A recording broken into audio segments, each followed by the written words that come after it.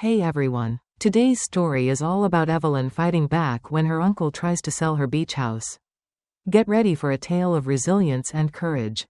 Don't miss it. Evelyn had spent the entire morning knee-deep in seawater, studying a pod of dolphins gliding through the waves just off the coast of the island where she worked as a marine biologist. The sun was high, reflecting off the shimmering water, and the salty breeze carried the sound of seabirds calling overhead. Just as she finished taking notes, her phone buzzed in her pocket. She wiped her damp hands on her cargo shorts before glancing at the screen. Her stomach dropped. Martin. She debated ignoring it. His calls never brought good news, but curiosity and a lingering sense of obligation won out. With a sigh, she pressed accept. Well, if it isn't my dear niece Evelyn. Martin's voice rang out, far too cheerful. I hope you're enjoying your little fish experiments because I have some news for you. Evelyn rolled her eyes at his condescending tone. What do you want, Martin? I sold the beach house, he announced casually, as if he were talking about an old chair he no longer needed. Figured it was about time, seeing as you're never around to use it. Besides, I needed the cash. Evelyn froze, gripping the phone tighter. He did what? You sold my house? She asked, her voice sharp. Our house, he corrected with an infuriating laugh. You know, family property and all that. But don't worry, it's for a good cause. My debts are finally settled. You should be thanking me. Really? Evelyn's heart pounded in her chest. That house wasn't just a weekend getaway, it was her sanctuary. Nestled along the quiet stretch of coastline, it had belonged to her mother before she passed. A place filled with memories of late-night bonfires, stormy afternoons curled up with books, and long summers restoring it piece by piece. She had spent years keeping it in pristine condition despite her demanding career, knowing that no matter where she went, the house would always be waiting for her. And now, Martin had sold it like a poker chip to cover his reckless gambling debts. You had no right, she hissed, anger surging through her. Relax, Martin said smoothly. It's not like you live there. Why let it sit empty when I can put it to better use? Evelyn clenched her jaw. She wanted to scream, to tell him exactly what she thought of him, but she forced herself to stay calm. Something didn't add up. The house wasn't entirely his to sell. Years ago, she had signed a co-ownership agreement with Daniel, her closest friend and a lawyer, precisely to prevent Martin from pulling a stunt like this. If Martin had sold the house, then how had he bypassed Daniel's consent? This wasn't over. As Martin continued rambling, probably trying to justify his actions, Evelyn stared at her phone long after the call ended. Her fingers clenched tightly around it as though holding on to the device could somehow reverse what had just happened. Her pulse pounded in her ears, and the once refreshing ocean breeze now felt stifling. How could Martin do this? The beach house wasn't just a structure with four walls and a roof, it was the only real home she had ever known. As a child, she had spent countless summers there with her mother, collecting seashells along the shore, watching sunsets from the wraparound porch, and falling asleep to the rhythmic lull of crashing waves. When her mother passed, the house had become even more sacred, a place where she could still feel her presence. Where the world's chaos faded into the background, the idea of a stranger owning it, gutting it, or worse, tearing it down for a luxury resort made her stomach twist with dread. But the more she thought about it, the more her shock turned to suspicion. Something didn't make sense. The house wasn't Martin's to sell outright. Daniel. The thought hit her like a lightning bolt. He was her co-owner, the one person she trusted enough to sign the property with years ago. They had legally agreed that neither of them could sell the house without the other's consent. There was no way he would have approved of this. If Martin had gone through with the sale, then either he had manipulated someone into ignoring legal procedures, or worse, he had committed outright fraud. Without wasting another second, Evelyn swiped through her contacts and called Daniel. He answered on the second ring. Hey, Evelyn, what's up? His voice was light, unaware of the storm brewing on her end. Martin sold the house, she blurted out, her breath uneven. A stunned silence followed. Then, in a much sharper tone, Daniel said, Excuse me? He just called me, bragging about it, said he needed the money to settle debts. But you and I both know he doesn't have the legal authority to do that. She took a deep breath. forcing herself to stay level-headed. Daniel, tell me this is a mistake. Hold on, he said. She heard the faint sound of keys tapping in the background. A few tense seconds passed before he let out a low whistle. I just checked the county records. There's no legal transfer of ownership. Evelyn exhaled, a mixture of relief and renewed anger bubbling up inside her. Then that means he's either lying to the buyer or trying to pull off an under-the-table deal. Either way, it's illegal, Daniel said firmly. We can fight this. Evelyn nodded, even though he couldn't see her. Good, because I'm not letting Martin get away with this. Her grief, her nostalgia, none of it mattered right now. This was war. Evelyn's hands shook with frustration as she ended the call with Daniel. If Martin thought he could manipulate his way into stealing her home, he was dead wrong. Taking a deep breath, she squared her shoulders and shifted into problem-solving mode. The first step was confirming who Martin had tried to sell the house to and whether the sale had gone through legally. Since Daniel was already checking the county property records, Evelyn decided to tackle the next lead, the real estate broker. If Martin had gone through an official agency, there would be paperwork somewhere, and she was determined to get her hands on it. She scrolled through her emails until she found the name of the last agent she had worked with when updating the house's property records a few years ago, Lena Moore. A well-respected real estate broker in the area. Without hesitation, she dialed Lena's number. Evelyn, it's been a while. Lena greeted her warmly. What can I do for you? Evelyn wasted no time. Lena, I need to know if a sale has been attempted on my beach house. My uncle, Martin, is claiming he sold it. But legally, he doesn't have the right. There was a brief pause before Lena sighed. I was hoping you'd call. Martin approached me a few weeks ago, saying he wanted to sell the property. I asked him about co-ownership, but he insisted he had full authority. Evelyn's grip tightened on the phone. And did the sale go through? No, Lena said quickly. Something felt off, so I flagged the transaction as suspicious. The buyer was hesitant, and I advised them to wait until everything was verified. I didn't have enough proof to stop Martin outright, but I made sure no final agreements were signed. Relief flooded through Evelyn. So the house still legally belongs to me and Daniel? Correct, Lena confirmed, but Martin was persistent. I wouldn't be surprised if he tried to push the deal through under the table with a private buyer instead of going through an official listing. Evelyn clenched her jaw. That sounded exactly like something Martin would do, cutting corners, lying, and hoping no one caught on until it was too late. I need to find out if he has another buyer lined up, Evelyn said, determination rising. Do you have any leads?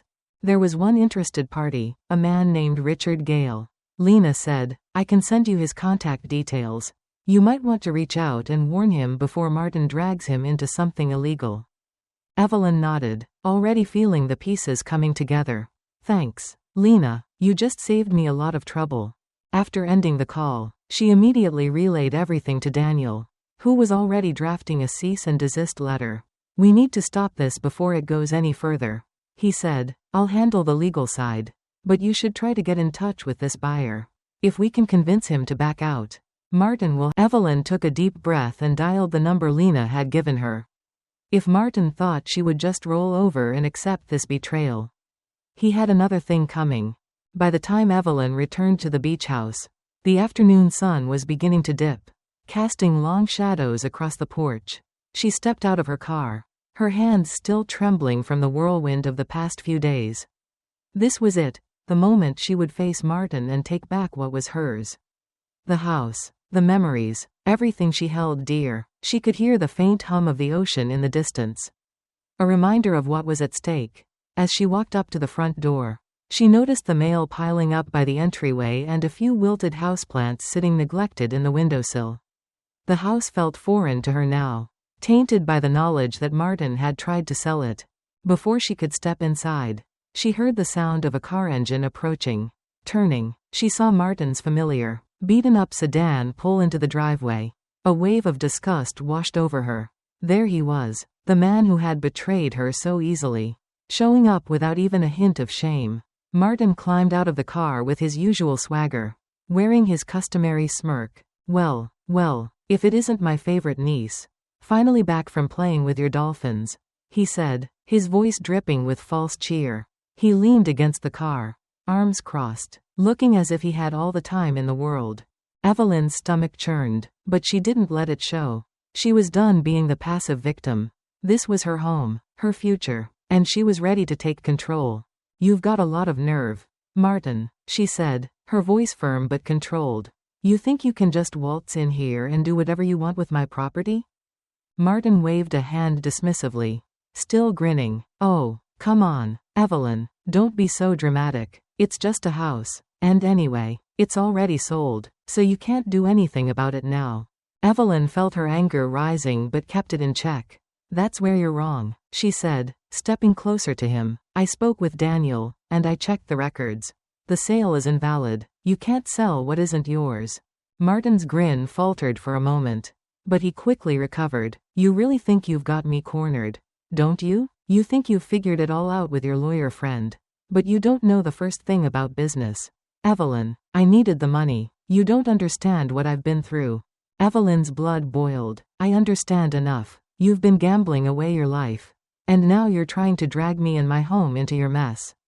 You don't get to take what's mine, Martin." Martin's face darkened at the accusation, but he held his ground. "You don't know how hard it's been. You're out here living the good life. And I'm stuck paying off debts to people who don't care if I live or die. I had to do something." Evelyn leaned in, her voice cold. "You had to do something? No, you didn't. You chose to sell a piece of my history. You chose to cross a line that should never have been crossed. And now you'll pay the price." For the first time, Martin seemed to falter. There was a flicker of uncertainty in his eyes, the faintest hint that he realized he might have underestimated her. "I don't want to hear your excuses anymore," Evelyn said, her tone sharp and final. "I've already made my choice. You can either walk away quietly or face the legal consequences of your actions." For a brief moment, silence hung in the air, thick and tense. Martin glared at her, clearly weighing his options, but Evelyn stood firm, unyielding, not giving an inch. Finally, Martin let out a deep, frustrated sigh and stormed off without another word. As he slammed, the days following Evelyn's confrontation with Martin were a blur of legal jargon, documents, and mounting tension. Martin hadn't backed down. As expected, he tried to brush off her threats, arrogantly claiming that she was overreacting and that the sale was already a done deal. But Evelyn wasn't about to let him off the hook. With Daniel's expertise and determination, they quickly moved forward with a clear plan of action. They contacted a lawyer to help draft a formal cease and desist letter, informing Martin that his attempt to sell the property without consent was not only invalid but also illegal. They couldn't let him get away with it. Evelyn spent long hours reviewing every document related to the co-ownership agreement, making sure that every clause was airtight. The more she read, the more it became apparent just how far Martin had crossed the line. Not only had he violated their agreement, but he had also tried to manipulate both the buyer and the real estate agent. Evelyn's blood boiled every time she thought about it. This wasn't just a betrayal of trust, it was an attempt to rob her of something that was deeply personal. Meanwhile, Daniel worked behind the scenes, pulling up every legal document that could prove Martin's fraudulent actions. They compiled screenshots of messages Martin had sent about the sale, along with the original co-ownership agreement, and started building a case to ensure that Martin couldn't get away with his manipulations. Daniel was meticulous, making sure there was no room for Martin to weasel his way out of this. They knew the road ahead wouldn't be easy. Martin would fight tooth and nail to keep the house. But Evelyn was prepared for what lay ahead. The turning point came when Daniel received a call from Detective Harris, the officer who had been investigating the situation. "We've got some promising leads," Detective Harris said. "The buyer is now fully aware of the fraud. They've agreed to back out of the deal. And I'm starting the process of gathering evidence to move forward with an official investigation." Evelyn couldn't believe the news. For the first time since this nightmare began, she allowed herself to feel a glimmer of hope. Her fight wasn't just a personal battle anymore, it was one for justice. As Detective Harris worked on confirming the details with the buyer, Evelyn and Daniel continued to strengthen their case.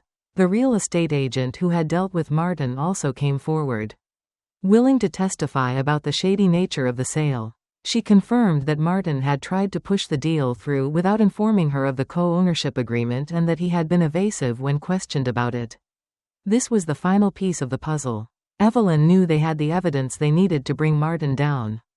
Despite the mounting evidence, Evelyn couldn't shake the feeling of unease that clung to her. Would Martin still find a way to escape responsibility? She couldn't afford to let her guard down. Not when he was always one step ahead. But she took comfort in the fact that this time, it wasn't just her and Daniel against him, they had the law, the truth, and a whole team of people willing to see this through. The next step was clear. Send the cease and desist letter to Martin and make sure that he knew this was no longer a game. Evelyn sat down at her desk, staring at the letter Daniel had finalized. She took a deep breath before signing her name. This was a turning point. It was no longer about losing a house. It was about standing up for what was right and making sure Martin faced the consequences of his actions. Evelyn could feel the weight of the situation. But at the same time, she felt something else: strength, resolve, and the beginning of her victory. Evelyn had been preparing herself for the worst. But nothing could have prepared her for the phone call that came the next evening. It was Martin again. His voice, once smug and confident, now carried an edge of desperation.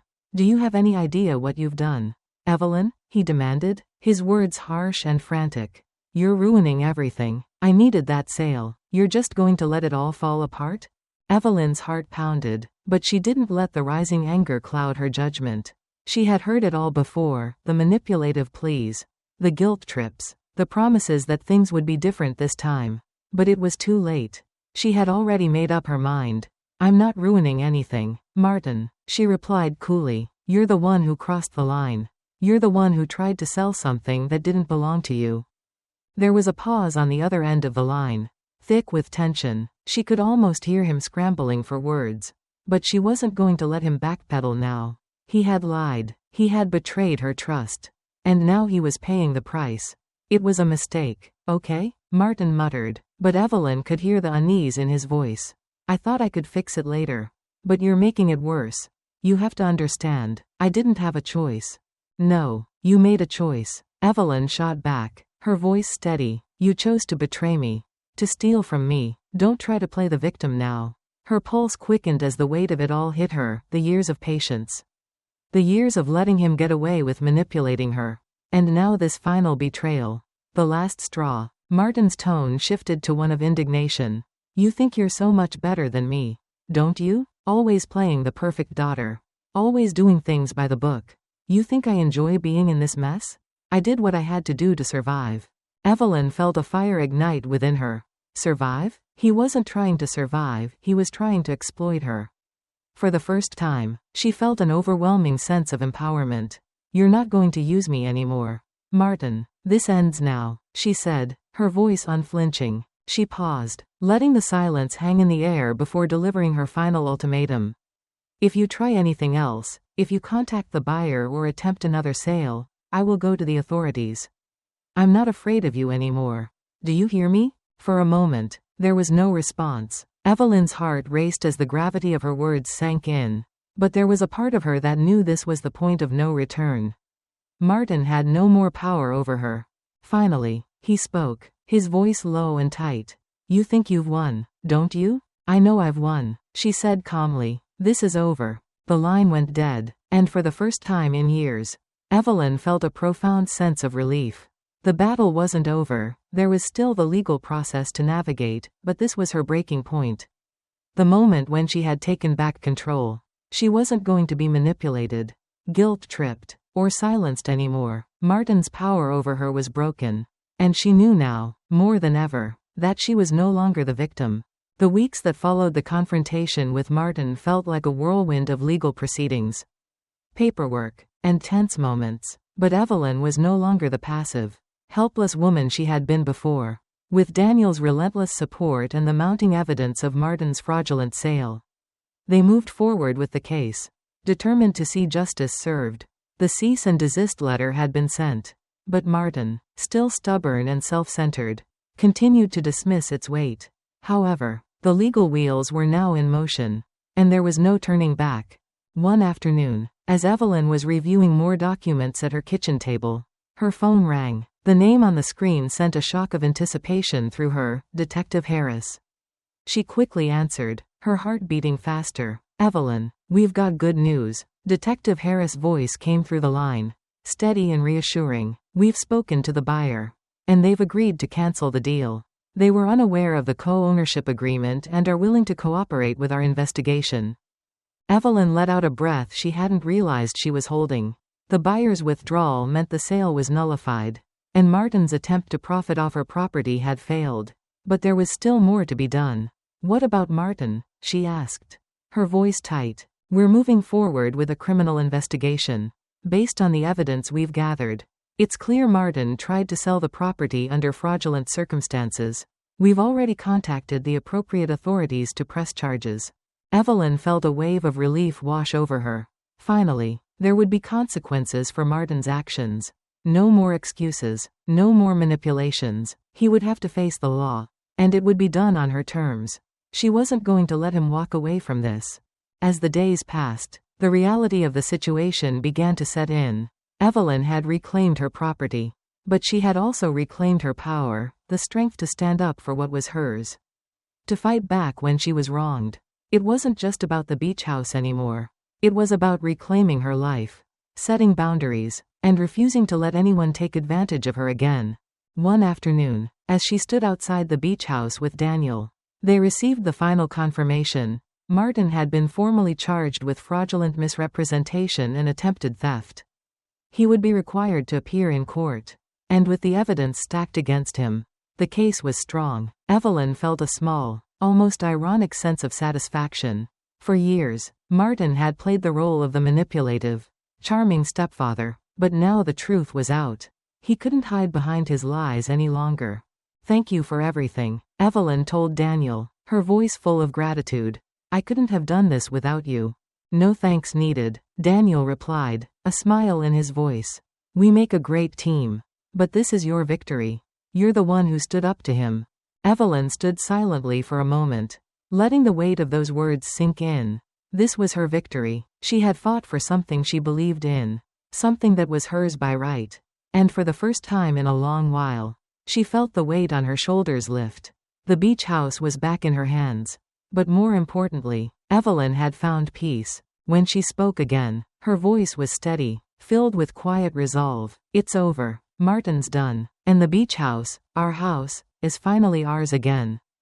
The days after the legal resolution felt surreal for Evelyn, as if she had just awoken from a long, draining nightmare. But when she stepped onto the porch of the beach house, the familiar scent of pine and saltwater filled her senses, and everything seemed to fall back into place. The house, which had once felt tainted by Martin's betrayal, now felt like a sanctuary again, a place of renewal. Evelyn spent the next few weekends with Daniel, restoring parts of the house that had been neglected during the turmoil. They painted the porch, patched up the roof, and planted wildflowers along the edge of the property. Each task a small victory, a symbol of the effort it took to reclaim what was hers. As they worked side by side, Evelyn found herself reflecting on how far she had come. The beach house was more than just a property, it had always been a symbol of her independence and strength. It was where she had learned to build something of her own, where she had forged memories with her late mother, and where she now found the clarity to move forward. Every hammer tap, every brushstroke on the wall, reminded her of how she had taken back control of her life, not just her property, but her voice and boundaries as well.